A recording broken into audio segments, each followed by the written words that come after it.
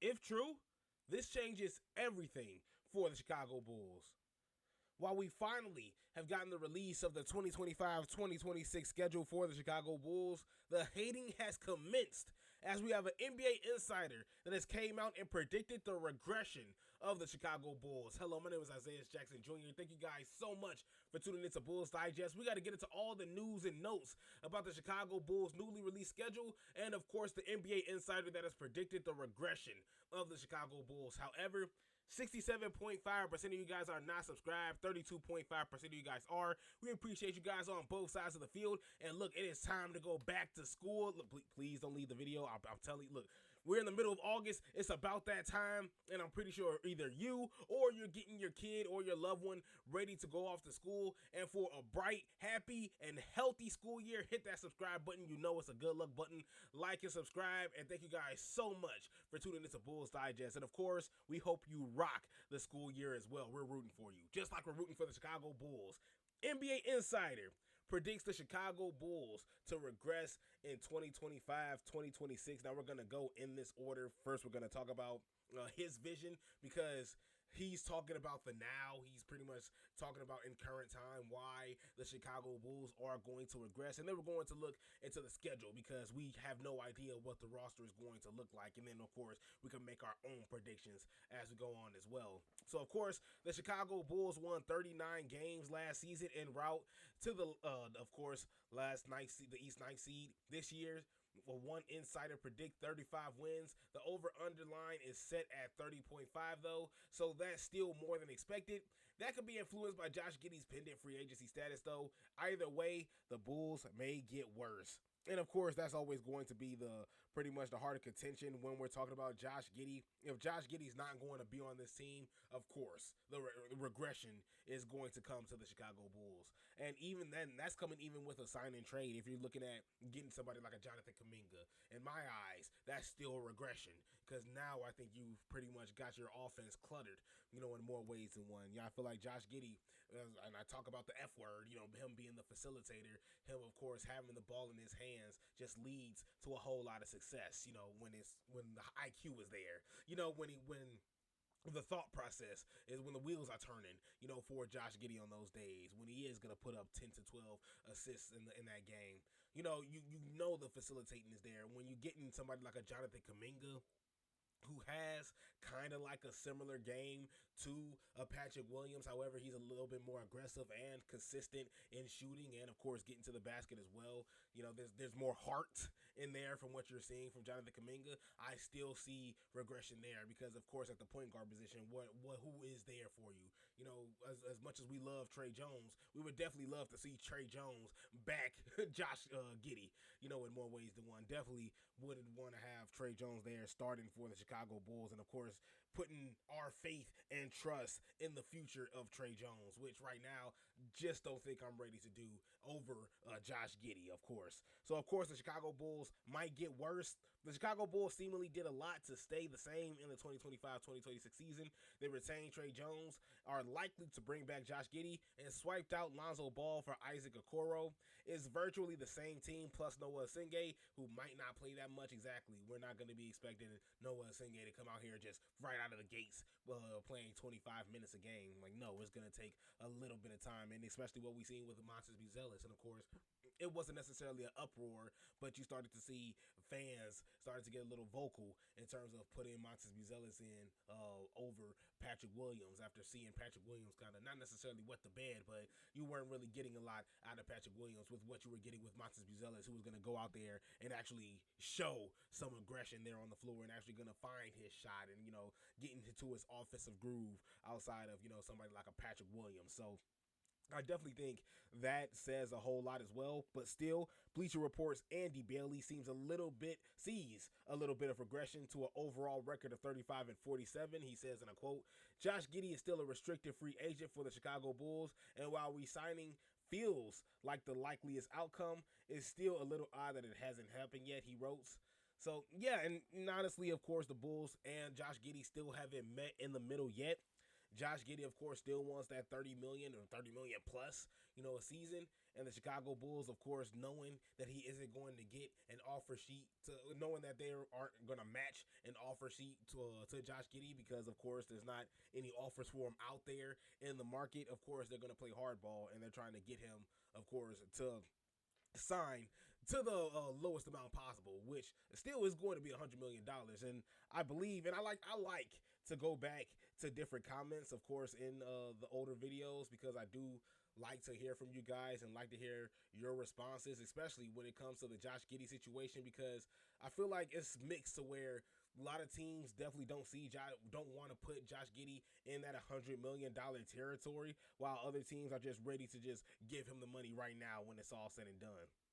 And honestly, you can play at both sides, with the Chicago Bulls looking to save money here, and the Chicago Bulls, of course, looking to shop for guys like, looking to get rid of guys like Nikola Vucevic, of course, seeing what his value is out there in the trade market, and of course, not knowing what you're going to get out of Patrick Williams as well, because Patrick Williams, it could definitely be seeing his way out of the door, which, of course, shouldn't be no shock to absolutely anybody. But there was a comment in the last comment, please ignore that. But of course, it said the last thing Giddey will want is to play with Lavine again. Don't see this fit at all. Of course, talking about the Sacramento Kings. And then, of course, he says the split difference in 4 years, $100 million. Pay Giddey the bag, $150 million for 5 years. And of course, there's a comment underneath that says, it's funny that the fans think, this is coming from Nico P195. It's funny that the fans think one good season equals $30 million a year, but that's completely. We talk about paying for potential, and that was the first comment in the video. So huge shout out to Nico P. That's why I had to show some love. The Nico P195. I had to pretty much read through the comments there to pretty much show the flow of what we were getting. The back and forth between how we're feeling with the Josh Giddey situation, especially with rumors of him potentially going to Sacramento. Rumors of him pretty much finding his way to Golden State. So on and so forth. But that comment stuck out to me the most, because we're still paying for potential. We're still paying for a man that is still showing us that he can be a triple-double machine, not only with the Chicago Bulls, but he showed us that in OKC before he got into a whole lot of trouble and his play regressed. So as soon as he goes to the Chicago Bulls, of course, as we mentioned before, new change of scenery, different team, and of course, you have the ball in your hands primarily. And now you're potentially the star here, especially if Coby White isn't going to get it together in certain days, which, of course, going into next season, we're going to talk about that a little bit more with Coby White and why the regression here is something that I really, really disagree with. The regression take is something that I kind of disagree with. But even with all that, I do believe that the Chicago Bulls are still in good shape to do some damage here. With Josh Giddey, if you retain Josh Giddey, I don't really see much regression for the Chicago Bulls. Now, if you keep Josh Giddey, get rid of Nikola Vucevic, now who do you have at that center position? Okay, now we're talking. Okay, now we have something to talk about there. But if we have Nikola Vucevic still on the Chicago Bulls roster when it's all said and done, when the season starts, and Josh Giddey is still wearing the Chicago Bulls uniform, I mean, it doesn't get any better than that, because you still have a veteran center down there. Even though he says he wants to move forward, he does believe that the Chicago Bulls are serious and being competitive, but he doesn't have a lot of time left. So, going back, if Giddey walks and the Bulls don't net anything, unlike a sign and trade for Jonathan Kuminga, then the win total would plummet. With Giddey, the Bulls went 13-12 over the last 25 games, and he averaged 20.2 points, 9.5 rebounds, 8.1 assists, 2 threes, and 1.4 steals per game. Of course, but regardless of how that situation resolves itself, and bearing some promoting trades between now and February, Chicago should have enough talent to hover over the East play-in range again, Bailey added, which is arguably not a very high bar to clear. And no, you're 100% right. It's not a high bar to clear, which is why the Chicago Bulls should be perfectly fine clearing it. The Chicago Bulls should be perfectly fine in clearing that, and I think they should take some pride in clearing that as well. At least getting it out of the play-in, or at least getting out of the 9th seed. I think that should be the best thing. That should be at least the goal there for the Chicago Bulls this season. Just make the playoffs, get out of the 9th seed. Because if you're looking at the last 3 seasons, you're stuck in limbo. It's stuck on repeat, here for the Chicago Bulls. And there's no success once you get that play-in spot, no success after that. Now you're getting comfortable, at that point in time. And now I'm just being facetious in terms of saying, being comfortable. But right, you're not gonna, your fans in terms aren't gonna accept, that level of quote unquote success for the Chicago Bulls. Well, your ninth seed, you made it to the play-in. We didn't really have that expectation going into the season, so where we should be. No, at the end of the day, when it's all said and done, the Chicago Bulls, with the roster that they have, with the talent that hopefully they should be retaining, it should be at least a little bit of improvement into next season in terms of their record.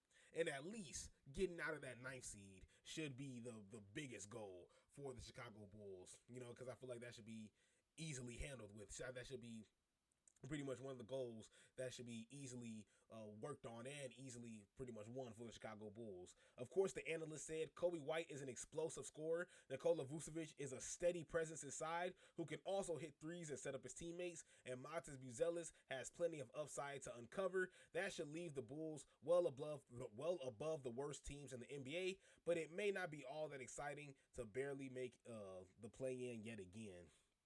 Yeah, that's what's scary. The Chicago Bulls, they're still young.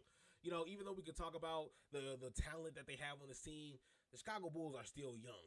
And they still have a lot to work with. We still got to deal with the pretty much the rookie, sophomore woes, that we have to deal with. And, of course, you have guys like Kobe White and Josh Giddey, who we see, and I can't necessarily see we, because I really can exaggerate a lot, and I really see these guys, of course, as my favorite team. I'm going to put them on a high pedestal. But I see them, at least in Chicago, as stars. Do I see Kobe White as a star in the NBA?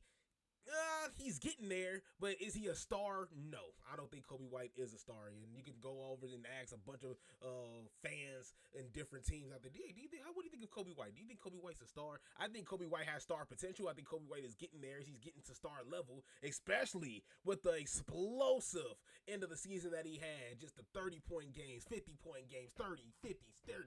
Like, the man was just going on an absolute terror, and we talked about it on stream. We talked about it on the YouTube channel.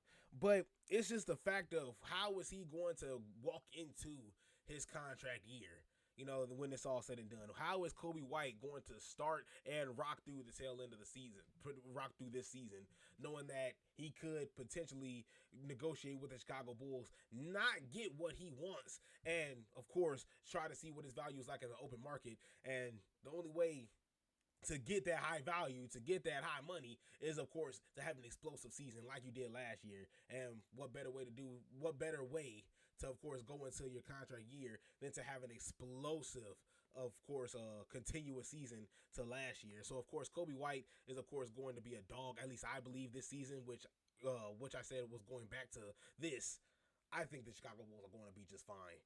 Josh Giddey signs a new contract. Josh Giddey puts pen to paper. You have Kobe White, of course. If he's not going to put pen to paper with the Chicago Bulls, he's going to work hard, at least going throughout the season, to make sure that he's going to go through and look out for any team that's going to be ready and willing to pay him what he's worth. But you got to have a really, really great season in terms of get the high value money that Kobe White wants, if he wants to be that $100 million man, which I do think Kobe White is. So, even going here. But if White remains an elite scorer and the Bulls get a substantial leap from Buzelis, of course, with Giddey back in the fold as well, then it would be far-fetched to see them improve upon the 39-43 record they had last season and maybe make the playoffs in a very weak Eastern Conference. And that's really much my prediction. The Eastern Conference, there's not a whole lot of strength there. Of course, you pretty much have your top four, of course, with the Boston Celtics, the New York Knicks. I guess you could throw the Indiana Pacers in there, sure. But with their loss of Miles Turner, of course, they're going to be taking a little bit of a step back, but who knows? Of course, the Milwaukee Bucks, they lost Damian Lillard, but of course, you just brought in Miles Turner. You brought in some help down low for the Milwaukee Bucks. So we don't know how the Milwaukee Bucks are going to fare, because even when Dame time came in the fray, I was one of the guys I thought the Milwaukee Bucks were going to do some damage, and that wasn't the case. They're struggling against the Indiana Pacers and, of course, the New York Knicks as well. So just going into the Chicago Bulls full 2025-2026 regular season. Now, we're not going to go through every game and break down why the Chicago Bulls should get the win against the Atlanta Hawks on this random November 12th of, it's no. We're going to rock and roll with this, of course, Chicago Bulls 2025-2026 full schedule. Of course, what we know, the Bulls, along with the rest of the NBA, released their completed 2025-2026 schedule on Thursday. The team will open the season against the Detroit Pistons. Throw a W right there. Yep, I'm calling it. Throw a huge, fat W right there. Of course, both teams really, really young, and I think this is going to be an exciting game. A really, really exciting game.